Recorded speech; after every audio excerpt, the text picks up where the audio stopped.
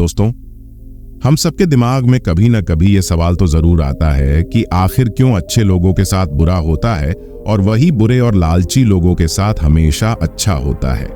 आज मैं गौतम बुद्ध के जीवन से जुड़ी एक कहानी के जरिए आप सभी को इस सवाल का जवाब दूंगा। साथ ही इस कहानी से आपको ये भी पता चलेगा कि आखिर ऐसा क्या करे जिससे हम हमेशा सुखी और संपन्न रहे। इसलिए दोस्तों, इस कहानी को लास्ट तक अच्छे से देखिए, क्योंकि ये कहानी आपकी जिंदगी बदल सकती है और आपको जिंदगी का रहस्य समझ आ जाएगा। तो अब बिना किसी टाइम वेस्ट के बढ़ते हैं अपनी कहानी की ओर। गौतम बुद्ध के समय में उनका एक शिष्य हुआ जिसका नाम महाकाल था। महाकाल सच में एक बहुत ही अच्छा और धार्मिक व्यक्ति था। वह लोगों की मदद करता, गरीबों को दान देता, किसी के साथ अन्याय नहीं करता और बुद्ध द्वारा बताए गए पंचशीलों का पालन करता, अर्थात हत्या नहीं करना, चोरी नहीं करना, व्यभिचार नहीं करना, झूठ नहीं बोलना और नशा नहीं करना। इसके साथ ही वह बुद्ध द्वारा बताए गए ध्यान और साधना का अभ्यास भी करता था। वह हर पूर्णिमा और अमावस्या को बौद्ध आश्रम में होने वाले उप औसत में हिस्सा लेता और पूरी रात बुद्ध के प्रवचन सुनता। ऐसे ही एक अमावस्या के दिन उसने उपवास किया और रात को बुद्ध के प्रवचन सुनने लगा। और सवेरे जब बुद्ध के प्रवचन समाप्त हुए तो आश्रम से निकलकर वह पास के ही तालाब में नहाने के लिए चला गया। उसी रात उस गांव में कुछ चोर एक घर में चोरी करने के लिए घुसे हुए थे। जब वो चोरी करके भाग रहे थे तो गलती से एक चोर का पैर बर्तन से टकरा गया और बर्तनों की आवाज से घर के लोग जाग गए। चारों तरफ हल्ला मच गया कि गांव में चोर घुसे हैं। मोहल्ले के लोगों ने चोरों का पीछा करना शुरू कर दिया। कुछ देर तक तो चोर गहने और जेवरात की पोटली लेकर भागते रहे, लेकिन जब उन्हें महसूस हो गया कि बचना संभव नहीं है और वे पकड़े जाएंगे, तब तालाब के पास से जाते हुए चोरों ने सारे गहने जेवरात महाकाल के कपड़ों के पास फेंक दिए और वहां से भाग गए। जब लोग वहां पहुंचे तो उन्होंने देखा कि चोरी का सारा सामान तो इस व्यक्ति के कपड़ों के पास पड़ा हुआ है। सभी लोगों ने महाकाल को ही चोर समझ लिया और तालाब से बाहर निकालकर उसे मारना शुरू कर दिया। वह कहता रहा कि मैं चोर नहीं हूं, मैं तो रात भर प्रवचन सुनकर आया हूं और यहां सिर्फ स्नान कर रहा था। मुझे नहीं पता ये चोरी का सामान यहां कैसे आ गया।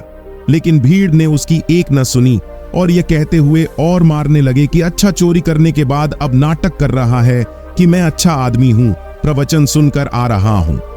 गुस्साए भीड़ ने उसे इतनी बेरहमी से पीटा कि उसकी मौत हो गई और उस मृत महाकाल के शरीर को वहीं छोड़कर लोग अपने अपने घर चले गए। फिर सुबह जब आश्रम के कुछ शिष्य तालाब में पानी लेने के लिए आए तो उन्होंने महाकाल के मृत शरीर को तालाब के पास पड़ा देखा। पूछने पर पता चला कि चोरी के आरोप में लोगों ने महाकाल को पीट पीट कर मार दिया। शिष्यों ने बुद्ध के पास जाकर यह दुखद खबर सुनाई कि बेचारे उपासक महाकाल को लोगों ने मार दिया। उसे उस गलती की सजा मिली जो उसने की भी नहीं थी। बुद्ध शिष्यों के द्वारा की जा रही अलग अलग बातों को बस ध्यानपूर्वक सुन रहे थे। तभी उनमें से एक शिष्य ने बुद्ध से पूछ लिया कि बुद्ध, ये बात तो आप भी जानते हैं कि महाकाल कितना अच्छा इंसान था। उसने कभी किसी के साथ कुछ गलत नहीं किया, फिर उसके साथ इतना गलत क्यों हुआ? बुद्ध ने कहा, महाकाल इस जन्म में तो अच्छा था, लेकिन आज जो भी उसके साथ हुआ यह उसी के कर्मों का फल है जो उसने पूर्व जन्म में किए थे। फिर बुद्ध ने आगे और बताया कि अपने पिछले जन्म में महाकाल वाराणसी के राजा के यहाँ एक राज अधिकारी था। वाराणसी के पास एक बड़ा सा व्यावसायिक गांव था, जहां पर पहुंचने के लिए एक जंगल को पार करना पड़ता था। लेकिन उस जंगल में कुछ लुटेरे रहते थे जो कि वहां से गुजरने वाले राहगीरों और छोटे व्यापारियों के सामानों को लूट लिया करते थे। इसलिए व्यापारियों ने वाराणसी के राजा से अपनी सुरक्षा की गुहार लगाई। तब वाराणसी के राजा ने अपने उस राज अधिकारी को कुछ सैनिकों के साथ व्यापारियों से कुछ धन लेकर उन्हें जंगल पार कराने के काम पर नियुक्त कर दिया। राज अधिकारी महाकाल भी अपने काम को पूरी ईमानदारी से कर रहा था। वह लोगों से कुछ धन लेता और अपने सैनिक भेजकर उन्हें सुरक्षित जंगल पार करवा देता। एक शाम पति पत्नी का एक जोड़ा अपनी छोटी सी बैलगाड़ी में बैठकर राज अधिकारी के पास आता है और धन के बदले उन्हें सुरक्षित जंगल पार करवाने के लिए कहता है लेकिन राज अधिकारी यह कहते हुए उन्हें मना कर देता है कि अभी जल्दी रात होने वाली है, इसीलिए वह उनकी और अपने सैनिकों की जान खतरे में नहीं डाल सकता। उन्हें जंगल पार करने के लिए सुबह तक का इंतजार करना पड़ेगा। वह पति पत्नी बहुत आग्रह करते रहे कि अब भी रात होने में बहुत समय है, इसलिए उन्हें जंगल पार करा दे, लेकिन राज अधिकारी नहीं मानता और उन्हें सलाह देता है कि वो रात भर यहीं रुके, उनके रहने और खाने की व्यवस्था वह खुद करवाएगा। पति पत्नी को मजबूरन उस राज अधिकारी की बात माननी पड़ती है। असल में उस राहगीर की पत्नी बहुत सुंदर थी, जिसे देखकर राज अधिकारी उस पर मोहित हो गया था। उस पर काम वासना हावी हो जाती है, और जिस व्यक्ति पर काम वासना हावी हो जाती है तो उसे सही गलत कुछ समझ नहीं आता। वह आसक्ति की आग में जलकर अंधा हो जाता है, और यही उस राज अधिकारी के साथ भी हुआ। उसने उन दोनों पति पत्नी के रहने और खाने की व्यवस्था तो कर दी, लेकिन साथ ही वह उसकी पत्नी को पाने की तरकीबें सोचने लगा। उसे एक तरीका समझ आया। उसके पास एक बड़ा सा हीरा था। उसने उस हीरे को रात में चुपके से उस आदमी के बैलगाड़ी के सामान में छुपा दिया, और सुबह होते ही हल्ला मचा दिया कि उसका कीमती हीरा किसी ने चोरी कर लिया है। उसने अपने सैनिकों को आदेश दिया कि हर एक व्यक्ति के सामान की तलाशी लेने के बाद ही उसे आगे जाने दिया जाए। सैनिकों ने तलाशी ली तो योजना के अनुसार हीरा उस पति पत्नी की बैलगाड़ी के सामान में छुपा मिला। राज अधिकारी उस व्यक्ति को सभी के सामने यह कहते हुए पीटने लगा कि मैंने तेरे रहने और खाने की व्यवस्था किया और तूने मेरे साथ गद्दारी की। उसके साथ उसके सैनिक भी उस आदमी को पीटने लगे, और पीटते पीटते उस व्यक्ति की मौत हो गई।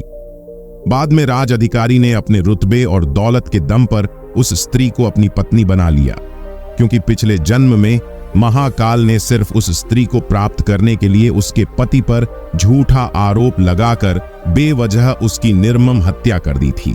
इसीलिए पिछले जन्म में ही उसकी मृत्यु के पश्चात उसे नर्क प्राप्त होता है, और नर्क में बहुत दुख भोगने के बाद उसे इंसानी जीवन मिलता है।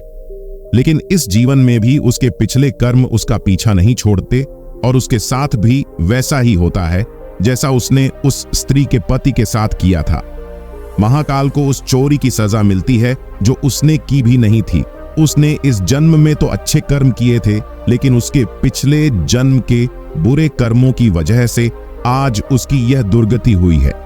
बुद्ध ने आगे कहा, तो फिर शिष्यों, अगर इस जन्म में किसी अच्छे व्यक्ति के साथ बुरा होता है तो उसके पुराने जन्मों के पाप ही होते हैं, जिनका फल उसे इस जन्म में भुगतना पड़ रहा है।